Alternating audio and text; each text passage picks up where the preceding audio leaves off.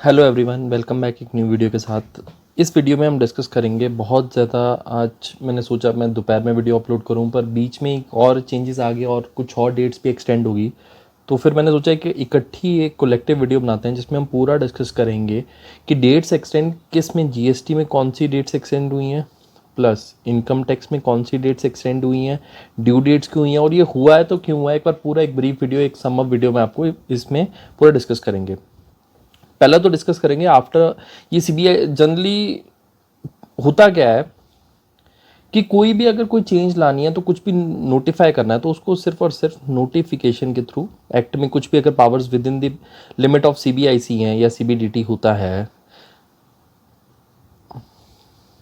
तो generally notify करते हैं। कोई भी चीज़ अगर नोटिफाई करनी है जो विद इन लॉ के बियॉन्ड नहीं है, तो लॉ के बियॉन्ड कभी भी हो तो पार्लियामेंट में, आपको पता है, लोकसभा राज्यसभा के थ्रू होता है। तो कोई भी नोटिफिकेशन अगर वो with in the power of CBDT और सीबीआईसी रहता है तो उसको नोटिफिकेशन के थ्रू जो भी रिस्पेक्टिव डिपार्टमेंट होता है वो क्लेरिफाई करता है और नोटिफाई करता है चीज़ें। तो आजकल क्या है कि नोटिफिकेशन बाद में आती है तो जनरली वो ट्विटर पे, क्योंकि लोग इसको काफ़ी फॉलो करते हैं, तो ट्विटर पे जनरली एक पिन आउट कर देते हैं। इसको स्टडी करेंगे कि क्या बोलता है pin. After obtaining the due clearance from the election commission in view of the model of code of conduct। पहले समझेंगे कि इसका मतलब क्या हुआ। कि सबसे पहला सवाल है कि जीएसटी डिपार्टमेंट को, जो हमारा सीबीआईसी डिपार्टमेंट है, उसको बेसिकली कोड ऑफ कंडक्ट का क्या फॉलो करना पड़ा और क्यों इलेक्शन कमीशन से परमिशन लेनी पड़ी। हमें एक चीज़ समझनी है कि कुछ स्टेट्स में इलेक्शन आगे फॉल करने वाले हैं, जैसे बिहार में और भी। और जब कोड ऑफ कंडक्ट लग जाता है, इलेक्शंस की डेट अनाउंस हो जाती हैं, तो कोड ऑफ कंडक्ट लग जाता है तो उसमें कुछ लिमिटेड ही पॉसिबिलिटी या परमिशंस अलाउ होती हैं।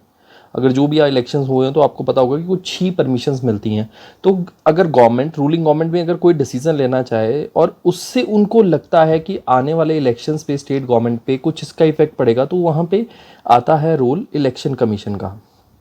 तो इलेक्शन कमीशन से इनको लगा कि डेट एक्सटेंड होनी है या कुछ इफेक्ट पड़ेगा, तो इलेक्शन कमीशन के जो कोड ऑफ कंडक्ट का मॉडल है उसको ध्यान में रखते हुए उससे ड्यू परमिशन ली। यहाँ तक चीज़ें clear. Government has extended due dates for furnishing annual return in GSTR 9 and GSTR 9C for 2018-19 from 30 September, जो आज की डेट है, टू 31 अक्टूबर 2020। अब नोटिफिकेशन फॉलोज। तो हमें एक चीज़ देखनी है, पहले समझना, जीएसटीआर जो 9 है वो होती है एनुअल रिटर्न। एनुअल रिटर्न अभी जो लिमिट है, जो जिन लोगों को फॉलो करनी होती है, एक बार लिमिट मैं बता दूं। अगर आपकी 0 to 2 CR है, यहाँ तो इन्होंने ऑप्शनल ही कर दी हुई है। अगर 2 से, मैंडेटरी नहीं है, ऑप्शनल है, अगर आप भरना चाहें तो भर सकते हैं, पोर्टल अलाउ करता है। 2 से 5 CR तक जाते हो it is mandatory, and 5 CR के ऊपर भी मैंडेटरी। पर जब मैं 9C की बात करता हूँ तो 9C 2 से 5 करोड़ तक it is optional and 5 crore above it is mandatory. और 9C होती है रिकंसिलेशन ऑफ फाइनल स्टेटमेंट। उसका मतलब क्या होता है, आप जीएसटी के रिटर्न्स के डेटा को आप मैच करवाते हैं अपनी फाइनेंशियल स्टेटमेंट से जो आपने इनकम टैक्स में ऑडिट किया होता है। तो इन दोनों की जो ड्यू डेट 30 सितंबर पड़ रही थी, ड्यू डेट, उसको एक्सटेंड किया गया 31 अक्टूबर। हमें एक चीज़ समझनी है, खाली ड्यू डेट एक्सटेंड होने से फ़र्क क्या पड़ता है। हम 2-3 चीज़ें समझेंगे। अब डेट 1 महीना और एक्सटेंड होगी। एक्चुअल में आपको अगर ये असेसमेंट ईयर 2019-20 का है, इसका अगर एक्चुअल में बात की जाए, इसकी जो एक्चुअल ड्यू डेट जो पड़ती थी दैट वाज 31 दिसंबर 2019। अब जो एक्सटेंड होके यहाँ पे हो गई है 31 अगस्त और अक्टूबर। और पॉसिबिलिटी है कि इसके बाद भी शायद, क्योंकि ये क्लैश हो रही है टैक्स ऑडिट पीरियड से, टैक्स ऑडिट पीरियड प्लस एक और चीज जो इंडस्ट्री में 1 अक्टूबर से हो रही है, वो हो रही है ई इनवॉइसिंग। अब ई इनवॉइसिंग कंसेप्ट में उसका एक सेपरेट वीडियो बना दूंगा, कैसे एक ऑलरेडी जब आप ईआरपी सॉफ्टवेयर है उसके थ्रू एक आपको ऑनलाइन पोर्टल पे जेएसएन फाइल या फिर फाइल जाएगी, वहाँ से ऑनलाइन जनरेट होगा, ऑटोमेटिकली सामने वाले को उसकी जीएसटी 2 में ऑटो पॉपुलेट होगा। ये कंसेप्ट मैं एक डिटेल वीडियो में डिस्कस करूंगा। तो 31 अक्टूबर टैक्स ऑडिट की डेट से क्लैश है, तो पॉसिबिलिटी है 9 और 9C शायद उस डेट के बाद भी एक्सटेंड होगी। हमें एक चीज़ समझना है, कि गवर्नमेंट रिकवरी ऑफ टैक्स और इंटरेस्ट जो करती है वो करती है सेक्शन 73 एंड 74 में, और उसमें जो पावर ली जाती है, जैसे सेक्शन 73 में नोटिस पीरियड जो भेजा जाता है that is 2 years and 9 months, और उसको प्लस 3 months में कंक्लूजन करना होता है। यहाँ पे 74 में पावर जाती है 4 years and 6 month, और कंक्लूजन 6 month में। अब हमें यहाँ पे एक चीज़ समझनी है, ये जो पावर होती है गवर्नमेंट की सेक्शन 73 74, ये जो टाइम पीरियड मैं कर रहा हूँ, ये टाइम पीरियड होता कहाँ से है? From the due date of annual return. अब जैसे जैसे ये एनुअल रिटर्न का पीरियड आप देख रहे हो एक्सटेंड होता जा रहा है। अब एनुअल रिटर्न का जब पीरियड एक्सटेंड हुआ तो ऑटोमेटिकली गवर्नमेंट का आपको नोटिस देने का पीरियड भी एक्सटेंड हो गया। ये चीज़ें हमें समझनी है। और इससे अब जैसे अगर ड्यू डेट मेरी 31 अक्टूबर 2020, इसमें आप 4.6 ईयर्स ऐड कर लें अप्रॉक्सीमेटली, मैं एग्जैक्ट कैलकुलेट नहीं करूंगा बट 2025 के आसपास फॉल करेगा। तो इसका मतलब क्या हुआ? असेसमेंट ईयर 2019-20 जो मेरा फाइनेंशियल ईयर था अप टू 31 मार्च 19, उसका नोटिस मुझे 25th ईयर 2025 तक मुझे उसका नोटिस आ सकता है। तो ड्यू डेट एक्सटेंड होना एक खुशी की बात होती है, पर डिपार्टमेंट को भी इसमें एक्सटेंशन मिल जाती है कि मुझे नोटिस उतने पीरियड तक सर्व हो सकता है। तो ये तो बात होगी 9 और 9C की। सेकंड मैं लेके जाऊंगा, एक CBDT ने भी एक एक्सटेंड किया due date ITR for the assessment year 1920 from 30 September to 30 November under order. ये सेक्शन 119 ये CBDT पावर लेती है कुछ भी चीज़ नोटिफाई करने की। एक बार इसमें नोटिफिकेशन में रेफर करेंगे।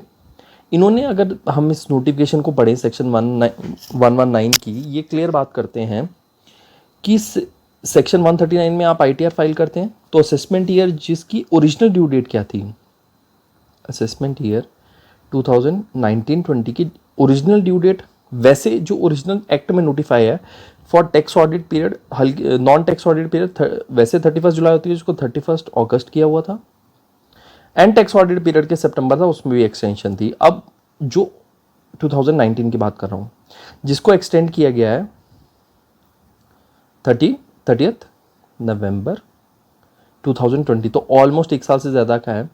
हमें एक चीज़ समझनी है बेसिकली, जेन्युइन, इन्होंने बोला कि जेन्युइन डिफिकल्टीज हो रही हैं टैक्स पेयर को ड्यू टू आउटब्रेक ऑफ कोविड-19। हमें एक और चीज़ समझनी है कि यहाँ पे एक्सटेंड सिर्फ ड्यू डेट की हुई है किसकी, असेसमेंट ईयर 2019-20।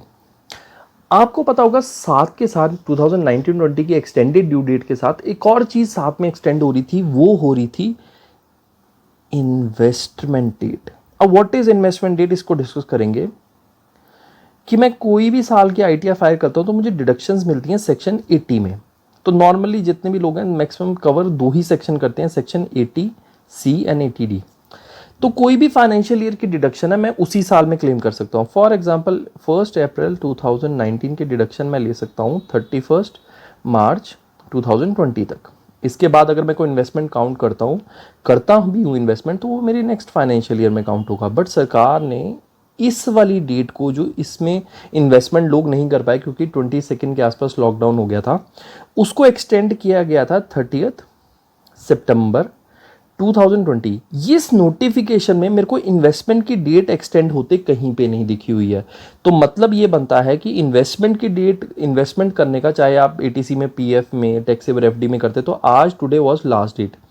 अब हमारी जो एक्सटेंड हुई है वो सिर्फ ड्यू डेट हुई है, इन्वेस्टमेंट की डेट नहीं हुई है। तो हमें एक और चीज़ करना है, प्लस जो हमारा असेसमेंट ईयर करंट चल रहा है 2021, इसमें अभी तक जो डेट है ITR की वो नेक्स्ट 30 नवंबर है, और ऑडिट की 31 अक्टूबर है। अब यहाँ पे 100% चांसेस बनते हैं कि आने वाले साल का इस असेसमेंट ईयर की ड्यू डेट एक्सटेंड होने के, क्योंकि इसमें मैं बताता हूँ 2-3 चीज़ें जो आपस में क्लैश कर रही हैं। एक तो 9 और 9C, सेकेंड क्लैश कर रहा है E-इनवॉइसिंग, और थर्ड आ गया असेसमेंट ईयर 2019-20 की रिटर्न। और honestly being a practising chartered accountant, मैं आपको बताऊं तो अभी इतना ज़्यादा बर्डन हो गया है। जनरली आपने देखा होगा पिछले कुछ वीक से मैं वीडियोस भी निकाल पा रहा हूं कि आज हम वैसे भी 9 और 9C पे वर्क कर रहे थे। एक्चुअली इतने एक्ट्स के अब कंप्लाइंसेस हो चुके हैं, जीएसटी एक्ट में, चाहे इनकम टैक्स एक्ट में, या फिर कोई और टूरिज्म एक्ट में, तो इतने ज़्यादा कंप्लाइंसेस का बर्डन प्रोफेशनल्स भी हो गया है। तो उससे काफ़ी अब गवर्नमेंट देखो, लेट अस सी, ये फॉर्म भरो वो फॉर्म, तो इससे टैक्स पेयर भी दुखी है। और प्लस जैसे जीएसटीआर 9 और 9C की बात करें तो उसमें अभी भी इतने लेकुना है। ऑलमोस्ट सेकेंड ईयर में हम ऑपरेशन में हैं, सेकेंड ईयर की जीएसटीआर 9 जा रही है, तो कुछ ऐसे कॉलम है जो एक्चुअल में होने चाहिए थे और उसमें अभी भी मिसिंग है। तो लेट अस सी गवर्नमेंट इस पे क्या डिसीजन लेती है, तो होपफुली आगे क्या ड्यू डेट एक्सटेंड होती है और कोरोना किस साइड लेके जाता है।